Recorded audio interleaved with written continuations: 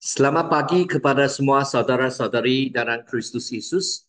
Hari ini kita akan meneruskan renungan firman Tuhan ataupun kita mengambil kesempatan untuk lebih benar akan 8 bahagia yang dicatatkan dalam Injil Matius bab kelima. Dan hari ini kita akan memasuki ke bahagian yang ketiga, iaitu orang yang lemah lembut. Saudara-saudari, marilah kita bersedia untuk memasuki kepada kebenaran Tuhan dan bersedia untuk Tuhan memperbaharui jiwa kita melalui perubahan dan pembaharuan dalam fikiran dan juga dalam perangai yang patut kita ada. Mari kita datang kepada Tuhan untuk berdoa bersama. Tuhan Bapa di surga, kami puji, kami syukur atas karunia Tuhan yang begitu besar. Kami sebagai orang yang diberkati, orang dosa yang diberkati ini memerlukan Tuhan Bapa Allah untuk membimbing kami dalam setiap hal. Pada awal pagi ini kami sama-sama mau melindungi firman Tuhan supaya firman-Mu menjadi berkat dalam jiwa kami. Supaya firman-Mu menjadi dorongan untuk jiwa kami. Supaya firman-Mu menjadi hara tuju untuk jiwa kami. Oh Tuhan, ampunlah dosa dan juga semua perkara yang kami buat salah, khasnya dalam perkara lemah lembut, di mana apabila kami memahami, kami akan menyadari sebenarnya dalam jiwa kami apa yang patut kami ubati, apa yang kami perlu tahu. Semua Tuhan memberi kami kekuatan untuk memahami dan melaksanakan firman. Oh Tuhan Bapa di surga, semoga Roh Kudus membantu kami yang berkhobar dan yang berdengar semua diberkati dan dipimpin oleh Tuhan. Dalam nama Kristus Yesus kami doa bersama. Saudara-saudari, kebahagiaan orang yang lemah lembut. Saudara-saudari, kebahagiaan orang yang lemah lembut, kita terus akan menggunakan buku yang ditulis oleh Reverend Dr. Wong Hung Hing dalam menjadi umat yang bertukar-cita dalam kerajaan Allah, khasnya dalam bab yang kelima.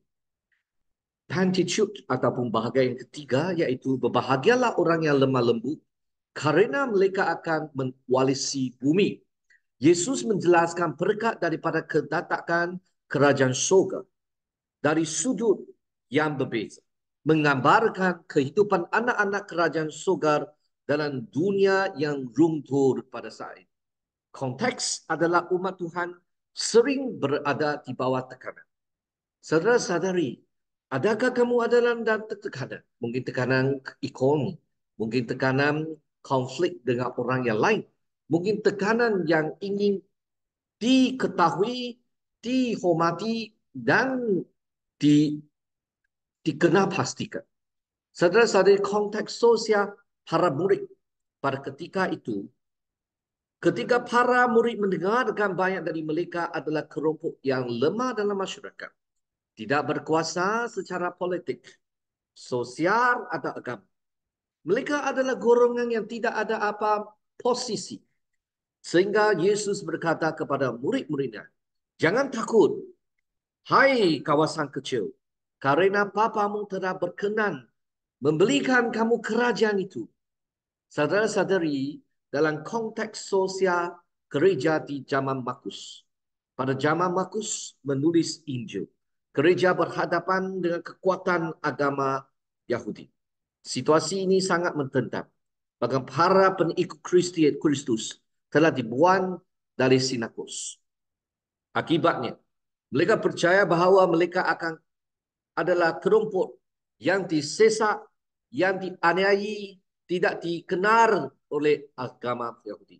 Kita dapat yakin bahawa mereka adalah golongan yang lemah dalam dunia itu nyata, sangat-sangat lemah. Tidak memiliki apa-apa ketundukan di dunia dan menghadapi perlakuan yang tidak adil sama sekali. Namun di tengah situasi yang sulit ini, ajaran Kristus Yesus membimbing mereka untuk tidak bereaksi dengan pemusuhan dan balas dendam. Ada orang banyak disesat, ditindas, tidak dianggap sebagai adil.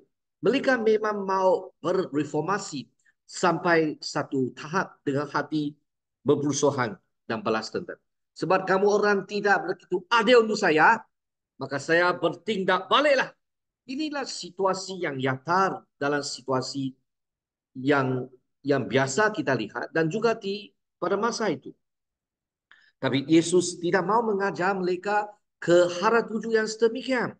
Sebaliknya, Yesus Kristus mengajar mereka merespon situasi di mana dengan sikap yang lemah lembut. Karena sikap ini, Yesus menjanjikan bahawa mereka akan mengualisi bumi. Banyak ahli percaya bahawa bahagian pertama dan ketiga berkaitan satu sama lain. Hubungan ini terlihat dalam sikap yang ditunjukkan. Miskin di hadapan Allah dapat diartikan sebagai rendah hati. Iaitu sikap yang tidak meminta bantuan di hadapan Tuhan adalah sikap terhadap dunia yang tidak ramah. Saudara-saudari, apabila kita mengetahui bahagian yang pertama, kita tahu kita adalah rendah hati. Kita adalah orang yang sangatlah lemah. Kita memerlukan Allah. Kita memerlukan Tuhan. Saudara-saudari, yang kedua, bagaimana untuk menghadapi dunia, yaitu kita dengan hati yang sedih. Saudara-saudari, seorang ahli tafsir mengatakan seperti miskin di hadapan Allah, lemah lembut, tidak hanya merujuk kepada yang lemah dan tidak berdaya, tetapi juga memasuki mereka yang tidak sombong dan tidak mentekan orang lain. Kita tidak anggap diri sendiri sangat megah, sangat sombong, tetapi kita sendiri adalah miskin di hadapan Allah. Saudara-saudari, penduduk di kerajaan surga menciptakan umat yang bahagia melalui ajaran Yesus Kristus dalam kebahagiaan dalam dia. Berbahagialah orang yang lemah lembut karena mereka akan mengualisi bumi. Pendahulu kebahagiaan ini adalah mendapatkan kerajaan surga, sedangkan balasan adalah mengualisi bumi. Keduanya menggambarkan dari sudut yang berbeza bagaimana kerajaan surga masuk ke dalam kehidupan yang limpah. Bagaimana seorang yang lemah lembut, seorang yang miskin di hadapan Allah mempunyai kehidupan yang limpah. Tuhan juga ingin memberitahu kita, orang yang lemah lembut dan rendah hati. Saudara-saudari, hubungan tentang bahagian yang kedua dan bahagian yang ketiga. Bahagian yang pertama tadi kita tunjukkan, bukan sahaja kamu lemah lembut, tetapi kamu tidak sombong. Tetapi kamu berendah hati dan punya satu hati yang mau belajar dan juga mau diberkati dan juga mau dipimpin oleh Allah sebab kamu miskin dalam rohani. Kamu anggap apa pun tidak bukan sendiri. Maka kamu dengan hati yang lemah lembut. Untuk bahagian kedua dan ketiga juga tidak dapat dipisahkan. Sebab bahagian yang kedua itu menunjukkan bersedihlah, berbahagialah orang yang bersedih hati kerana mereka akan dihibur. Apabila kita ada kesakitan dari dunia, kita lihat dosa. Kita lihat pelbagai kesusahan, cabaran sebab kamu mau ikut Tuhan. Ataupun kamu memang menghadapi sesuatu yang tidak dapat dielakkan bukan sebab dosamu, tetapi adalah satu kesukaran sebab kita masih hidup dalam dunia yang runtuh ini. Sebab dunia ini sudah ada kesan dosa dan semua adalah situasi yang tidak semestinya rancang. Kamu akan memperolehi perhiburan daripada Tuhan akan memberi satu kedamaian, kesenangan hati. Penghiburan rohani mengubah kesedihan menjadi kehidupan yang limpah dan penuh dengan kesukacitaan. Bahagian ketiga, sikap lemah lembut menghadapi pentindasan dan ketidakadilan. Hasil dari sikap lemah lembut. Apakah akibatnya? Apakah kesampaiannya adalah mengualisi bumi? Bahagian yang pertama, rendah hati mempunyai kerajaan surga. Bahagia yang kedua, bersedih hati yang diperkenal oleh Allah, kita akan dihiburkan oleh Tuhan. Dan ketiga, apabila kita bersikap lemah lembut, kita akan diberkati. Sendiri adalah bahagian dan juga akan diberkati mengwarisi bumi. Makna lemah lembut itu bukan dari segi perasaan kita ataupun seseorang yang bertindak dengan begitu lembut. Macam di situasi LGBT, mereka ada satu bahagia, dia adalah lebih lemah lembut lah. Kalau seorang dua lelaki, satu lelaki dia lemah lembut lebih kepada macam ciri keperempuan. Bukan itu lemah lembut, bukan maksud itu. Lemah lembut ketika membahas, Yesus membahas dan bahagian ketiga, kita harus menjelaskan lemah lembut dan mengwarisi bumi. Sedang bagaimana menjadi orang yang lemah lembut agar kita dapat mengwarisi bumi. Dalam perjanjian baru, dalam bahasa Yunani, apabila kita bergerak, bercakap tentang lemah lembut, dia isu price. Price yang ada satu kebajikan moral, berhenti lembut dan tenang. Tetapi definisi dia lebih luas lagi. Lemah lembut adalah kebalikan daripada kegerasan, keputaran, kekejaman, dan kemarahan yang tidak terkendali. Yang tidak dapat kuasai, yang tidak dapat kawal. Marah sampai tidak boleh kawal. Kejam sampai satu tahap di mana tidak terkawal. Kekerasan, keputaran, dan kepahitan. Saudara-saudari, dari perspektif etika atau moral, lemah lembut adalah kebajikan moral yang mencangkut belas kasihan terhadap orang. Ketenangan dalam menghadapi kesulitan. Dan kemampuan untuk menerima orang lain dengan lambang tata. Walaupun kamu tidak bergemar, ya, tapi kamu kawal emosi sendiri.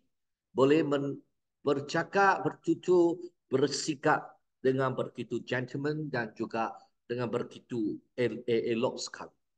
Saudara-saudari orang yang lemah lembut, kita belajar sikit tentang akli falsafah, pandangan Plato dan Buddha. Plato menganggap lemah lembut sebagai satu kebajikan terhadap kejahatan. Tidak menimbang tentang dendam dan kebencian. Sedang mendangani pelanggaran orang lain dengan pekerjaan yang luas. Plato melihat lemah lembut sebagai cara menjaga ketenangan dalam menghadapi kesulitan. Apabila kita ada masalah, mungkin konflik di antara orang dengan orang. Mungkin kamu ada kesulitan untuk menghadapi sesuatu cabaran. Untuk mengawal satu situasi yang tidak dapat dikawal. Tapi dengan hati kamu tenang untuk menghadapi satu kesulitan. Putara percaya bahawa lemah lembut adalah hasil dari pendidikan dan pelatihan intelektual ataupun kita kata mental ataupun latihan pendidikan pengetahuan. Sokrates dan Plato menganggap lemah lembut sebagai satu perangai yang sangat bijaksana, karakteristik yang kebijaksanaan, pandangan Sokrates dan tradisi Yahudi. Bagi orang Yunani, lemah lembut adalah kebajikan yang dipilih oleh para pemimpin politik yang baik. Ini merupakan tradisi moral yang diwarisi dari orang Yunani dan dunia kuno. Hal ini terlihat dalam khotbah di atas di bukit yang menggunakan lemah lembut sebagai satu piagam moral yang dasar. Saudara-saudari, khotbah di atas gunung itu memang satu ajaran Tuhan Yesus yang sangat-sangat penting kita anggap sebagai kandungan perlembagaan dalam kerajaan Tuhan. Dan dalam sesi yang pertama, Yesus kata berkhotbah tentang 8 bahagian dan dalam 8 bahagian yang ketiga ada tentang lemah lembut. Saudara-saudari, ini merupakan satu tradisi moral yang diwarisi oleh orang Yunani dan juga dunia kuno masa dahulu. Saudara-saudari, lemah lembut adalah kebajikan yang dipilih oleh para pemimpin politik yang baik. Mereka yang pemimpin politik yang baik bukan keras, bukan tajam, bukan sangat keras, tetapi mendengar, membantu dan dengan hati yang terkawal. lemah lembut. Para Yahudi, orang Yahudi sangat mementingkan lemah lembut. Menggunakan pra-iris, bahasa Yunani itu untuk menterjemahkan kata awang anawin agar orang Yahudi dapat memahami maksud dalam kitab suci. Dalam perjanjian lama, lemah lembut bererti kepatuhan kepada Tuhan dan berkat Tuhan mengikuti orang yang lemah lembut. Kombinasi kebijaksanaan dan kepercayaan. Orang Yunani percaya bahawa lemah lembut adalah kebajikan yang diperolehi melalui kebijaksanaan dan pendidikan. Para Yahudi mengkabunkan kebajikan ini dengan kepercayaan kepada Tuhan. Orang Yahudi ini ada berlainan. Lemah lembut itu akan kaitan dengan orang yang iman dalam Tuhan. Orang yang lemah lembut adalah orang yang menghormati, orang yang takut akan Allah dan rendah hati. Kehidupan mereka mengalami cubaan, ujian, cabaran, tetapi mereka menghadapi semuanya dengan sabar dan lembut, sehingga mereka akan mewarisi bumi. Lemah lembut dalam perjanjian baru adalah sikap yang muncul dari keadaan yang tidak masuk akal atau buruk. Yakobus bab 1 ayat 21 berfirman, orang percaya harus singkirkan segala kotoran dan kejahatan. Maksudnya jiwa kamu, hati kamu perlulah bersih dan suci di hadapan Tuhan. Tulus di hadapan Tuhan. Dan meminta Tuhan ampuni dosa kamu dan sentiasa diisi oleh kasih dan firman Tuhan. Dan menerima dengan lemah lembut firman yang ditanamkan dalam hati mereka. Maksudnya, kita bersedia mendengar dan memperolehi pembaharuan dan jemputan daupat dari apa-apa segi sudut dalam jiwa kami. Saudara-saudara, 2 Timotius bab 2 ayat 24, hamba Tuhan tidak boleh bertekar, tetapi harus lembut kepada semua orang. Sama ini bukan maksud hamba Tuhan tidak boleh mempertahankan pendirian, tetapi kita patut lembut kepada semua orang. Kita tidak tumbuk kepada orang yang tidak bersefahaman dengan kita. Tetapi kita perlulah sabar, perlulah membeli masa untuk mereka untuk berubah. Kita tidak bertekar, bukan tidak boleh berdebat, boleh berdebat, tapi janganlah sampai situasi bertekar. Membuat seseorang menjadi musuhmu itu tidak patut. Dalam bersuara, ada kala kita memang ada berdebat dengan pandangan yang berlainan, tetapi akhir meeting itu, bersuara itu kita mesti berpakat. Kita mesti tahu apa yang kita bincang untuk perkara, tetapi bukan individu untuk menjadi musuh dan bertekar kepada satu sama lain. Saudara-saudari lemah lembut dalam surat-surat Paulus.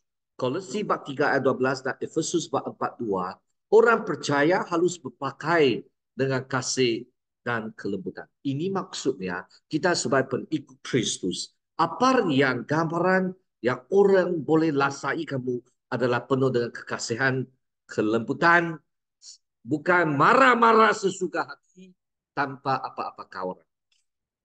1 Korintus bab 4 21 ayat 21 dan 1 Petrus bab 3 ayat 16, kelembutan diperlukan untuk membimbing orang yang melakukan kesalahan.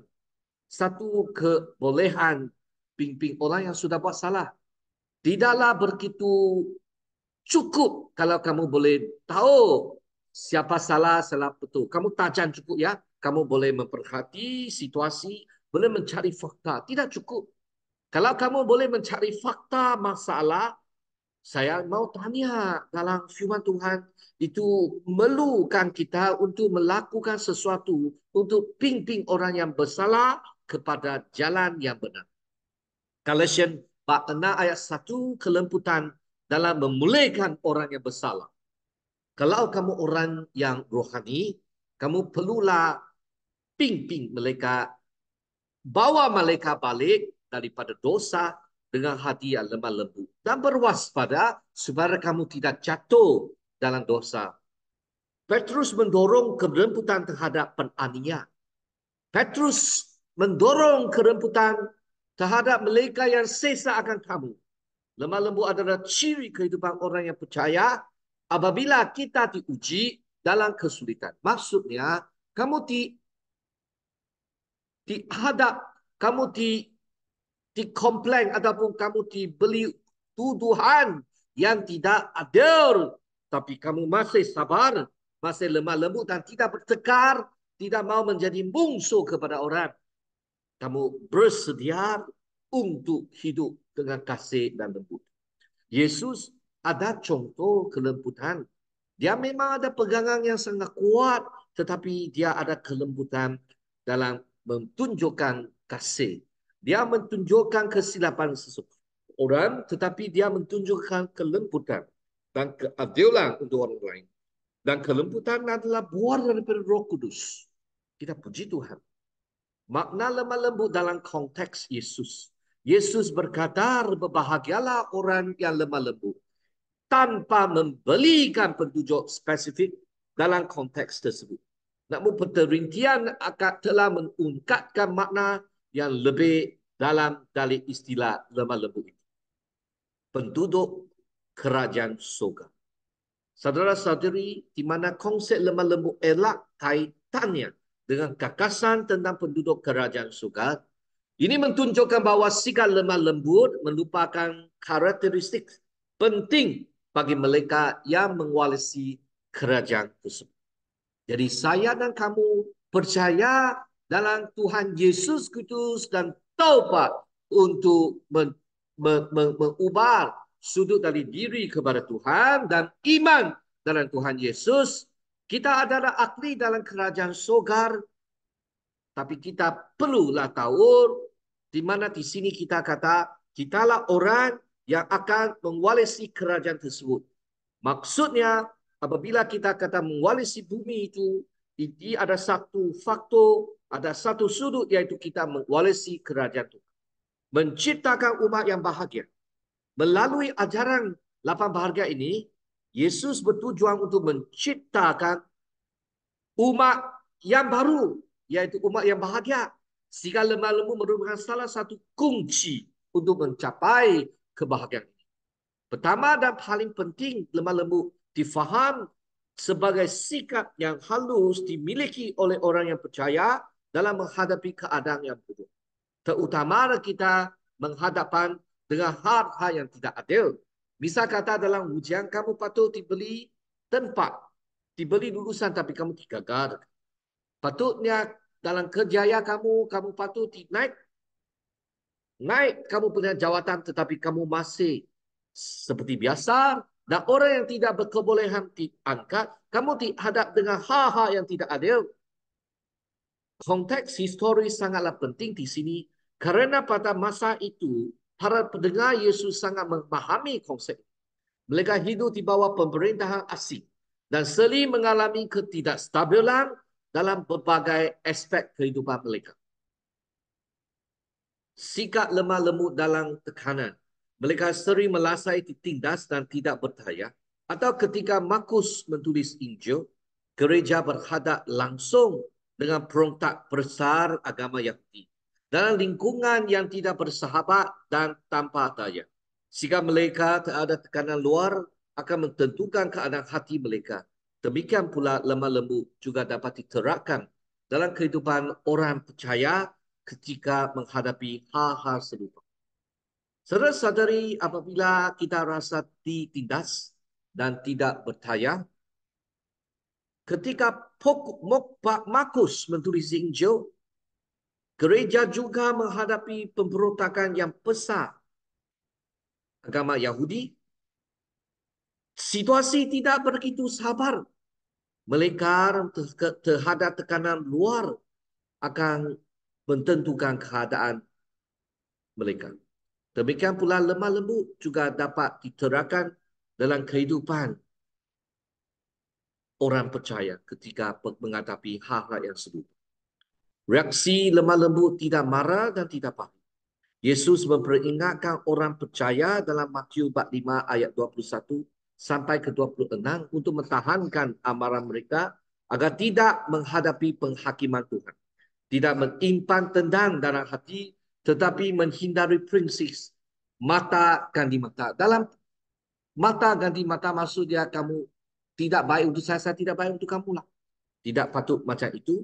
Reaksi lemah lembut tidak membaki.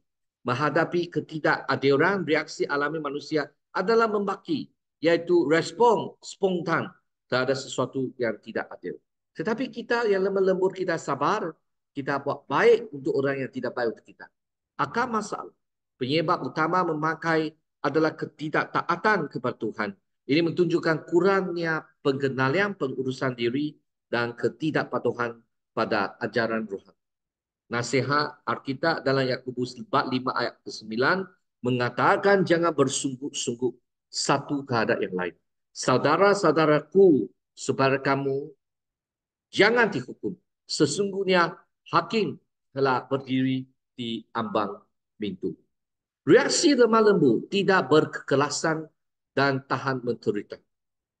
Kaum jeruk berusaha untuk menggunakan kekerasan untuk mempersahkan diri dari pemerintahan Romawi. Tetapi Yesus mengajarkan untuk tidak melawan dengan kekerasan.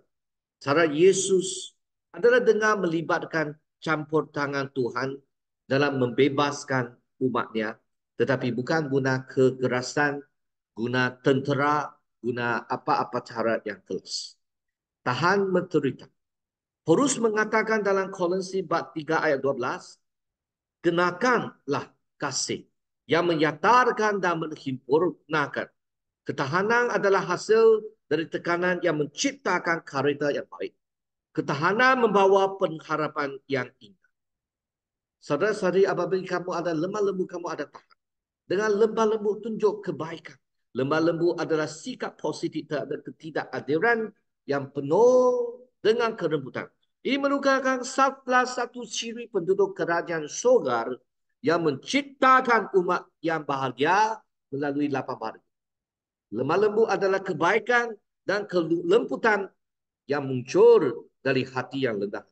Sikap ini menunjukkan, mencerminkan satu perangai penduduk kerajaan surga dan melupakan bahagian penting dalam penciptaan umat yang bahagia melalui lapang bahagia ajaran di Kobar di gunung. Lemah lembut adalah tuntut kepada Tuhan. Saudara-saudara dalam kesulitan, apa yang kamu perlu buat? Adakah kamu mencari jalan? Memang mencari jalan. Tapi jalan yang pertama mestilah berubah diri dengan pegerangan yang Tuhan ini. Lemah lembut bertahan, bertekawar, sabar, kasih untuk orang yang jahat terhadap kamu, tidak adil kepada kamu, dan situasi yang sangat-sangat susah dan pahit. Dalam kesulitan ini, tidak menggunakan kesulitan diri untuk melawan orang yang menyakiti diri sendiri. Kalau dia cakap tajam kepada kamu, janganlah kita menggunakan perkataan tajam untuk mentajami orang lain. Jangan. Saudara-saudari, kalau mereka membuat sesuatu yang memalukan kamu, jangan kamu buat sesuatu juga malukan dia. Kalau dia buat sesuatu yang melukakan hati kamu, janganlah kamu melukakan hati dengan seganjanya. Saudara-saudari, tidak memuaskan keinginan diri sendiri. Saudara-saudara, apabila kita tuntut kepada Tuhan, kita berasa apa yang kita berasai tidak semestinya baik. Pemanjemur mengatakan, aku akan berjaga-jaga. Akan berjaga-jaga supaya tidak berdosa dengan lidahku.